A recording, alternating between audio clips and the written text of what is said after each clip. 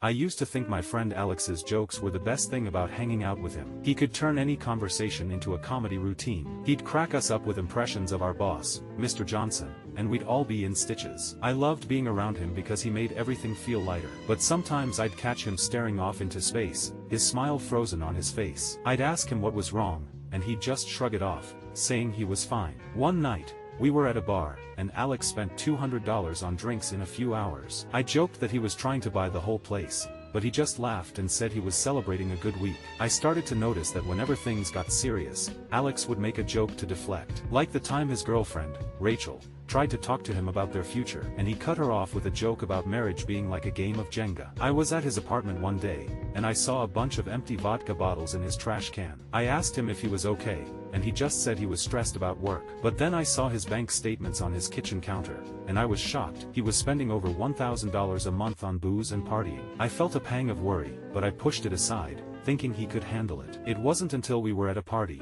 and Alex stumbled and fell, that I realized how bad things had gotten. He got up, laughing, and said, I'm fine, but his eyes were glassy, and his words were slurred. I took him outside, and we sat down on the curb. I asked him if he was okay, and for a moment, the jokester mask slipped, and I saw a glimmer of pain in his eyes. Hey, man, I'm sorry, he said, his voice barely above a whisper. I don't know what's wrong with me. In that moment, everything shifted. I realized that his jokes weren't funny anymore. They were a cry for help. I looked at him, and I saw a friend who was drowning in his addiction. I didn't know what to say, but I knew I had to do something. Let's get you help, okay? I said, trying to sound calm. Alex just nodded, and we sat there in silence, the party noise fading into the background. As we sat there, I couldn't help but think about all the times I'd laughed at his jokes, all the times I'd enabled his behavior. I felt a wave of guilt wash over me, and I knew that things would never be the same again. Alex's eyes were fixed on the ground, and I could see the shame and fear etched on his face. I put my hand on his shoulder,